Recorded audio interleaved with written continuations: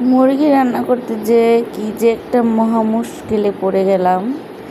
দেখেন ডিমের সাইজ আর আমার মুরগিতে যে আলু দিব সে আলুর সাইজ সেম।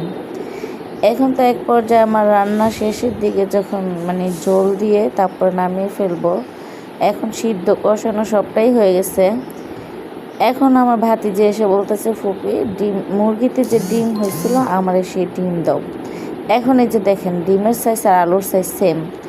এখন আমি কোনটা যে ডিম আর কোনটা যে আলু আমি বুঝতেছি না।